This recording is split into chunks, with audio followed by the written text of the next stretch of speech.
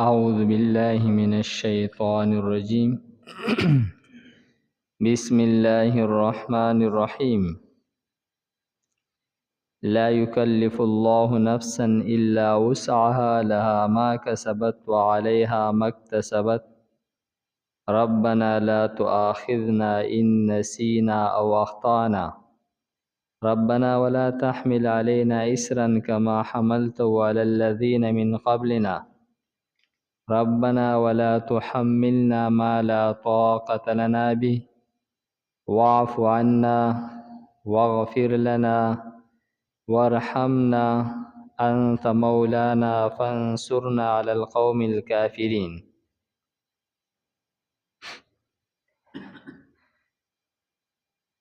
دی مخکی آیت مبارکه کی فرمایل چې د دین اسلام د الله تعالی د احکاماتو متعلق تاسو ته چې کله یو حکم راشي نو هغه کستا خوښ دی او کنه دی خوښ که ته پای پوهیږي او کنه ستا عقل مني او کنه مني ستا د مزاج موافق دی او کنه دی لیکن ته به د هغې متعلق صرف دقه ووې چې زما په دې ایمان دی سمعنا واطعنا ما واوریدو او ما ومنو دا ادب مخکې بیان کړلو نو دی آیت مبارکه کې وس پاغه باندې د عمل کولو ترغیب ورکړي چې د الله تعالی احکامات چې څومره دي دی کې یو حکم داسې نشته دی چې هغه د انسان د وس نه بهري داسې یو حکم هغه د الله تعالی په احکاماتو کې نشته دی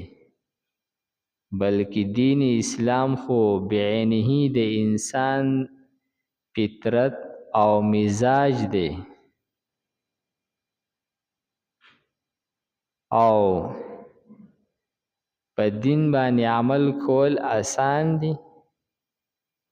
او په بيدینۍ باندې عمل کول دا ګران او مشکل دي نو ترغیب ورکړي په دغه احکاماتو د الله تعالی باندې په دې صورت مبارکه باندې چې په دې کې د دین اسلام اکثر احکامات بیان شو نو په دې باندې عمل کولو ته ترغیب ورکړي چې تاسو په دې باندې عمل وکړئ او خپل وس طاقت په دې کې صرف کړئ نو فرمایي لا یکلف الله په تکلیف کې نه چې الله تعالی نفسا یو نفس لره یو انسان لره الا وسعها مگر داغه د وس مطابق یعنی الله تعالی چې څومره احکامات دي دی کې یو حکم داسې نشته چې داغه د انسان د وس او د بس نه بهري که یو سړی غریب دی دیم په دین عمل کولی شي په د زکات هم نشته او په د حج هم نشته که یو سړی شل دی دیم د الله په دین عمل کولی شي په د باندې جمعات ته تلل نشته په د باندې جهاد لتلل نشته نو د یو انسان چې څنګه څومره وس دی د هغه د هغه وس مطابق د هغه دپاره دین دی نو فرمایي چې په تکلیف کې نه چې الله تعالی یو نفس یو انسان لره مگر د هغه د وس او د طاقت مطابق لها د دې نفس دپاره ما هغه ثواب دی د نیک عمل کسبت چې د کړی دی وعلیها او په دې نفس باندې ګناه ده او سزا ده ما د هغه بد عمل اکتسبت چې د کړی دی کسبت او اکتسبت د دواړو معنی ده کول په کسبت کې دا تی نشته دی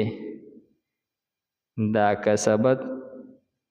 دا د مجرد ماده ده او اکتسبت باب افتعال نه ده مزیدن فی صیغه ده نو مفسرین په دې کې دا نکته ذکر کړې ده چې څومره شریعت ته نو په هغې باندې عمل آسان دی او کومه خبره چې د شریعت نه بهري په هغې باندې به عمل ګراني لکه یو سړی هغه یعنی ګیره خری نو خامخا دی به په هفته کې 500 روپۍ خرابوي او که دی په شریعت عمل وکړو ګیره یې نه خریله نو په دې باندې څه خرچه نشته دی که یو سړی په ویښتو کې پیشنې کوي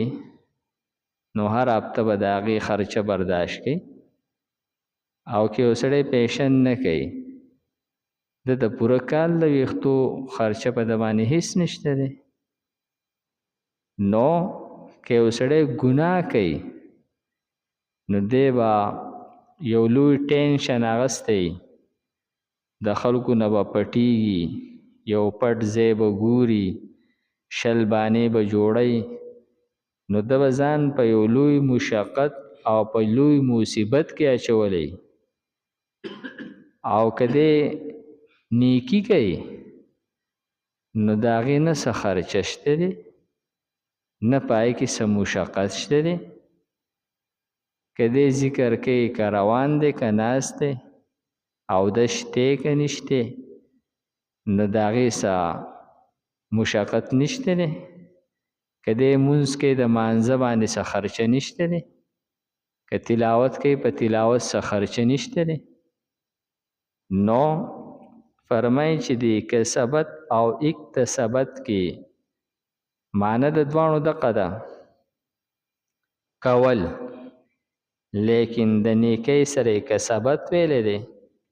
او د ګناه سره اکتسبت ویلی دی ځکه چې په ګناه کې مشقت چوتولی نو فرمایي دا ترغیب ورکړلو چې د الله تعالی احکامات آسان دي نو دې کې ځانه بانې مه ګورئ په دې باندې عمل کوئ او بیا دریم ادب بیانوي اول ادب بیان کو چې کم حکم هم راځي نو ته به آمنا وسلمنا دا خبره کې په دې زما ایمان دی او دا ما منلی دی دا ما واوریدو او په دې ما عمل وکړو ته به داسې وې او دویمه خبره دا ده چې ته به د الله تعالی په احکاماتو عمل کې خپل وس طاقت په خرج کې دویم ادب دا شو دریم ادب ذکر کوي چې کله تا ایمان راوړو او تا بیا د الله په حکم د ایمان هم راوړو بیا د خپل وس طاقت خرج کو او په هغې د عمل وکړو د هغې نه پس بیا ته د الله تعالی نه دعا غواړې نو دغه دعا غوښتل په دې کې دا ادب بیانوي که تا نه په دغه عمل کې څه کمی شوی دی دا که تا قصدن کړی دی او دا که تا خطاان کړی دی که دا ستا نه هیر شوي دي نو بس هر څه چې تا کړي دي تا خپل وس خرج کړی دی خپل وس تی استعمال کړی دی ستا د وس نه پس کتا د عمل هر څنګه کړی دی اوس د الله تعالی نه دعا وغواړه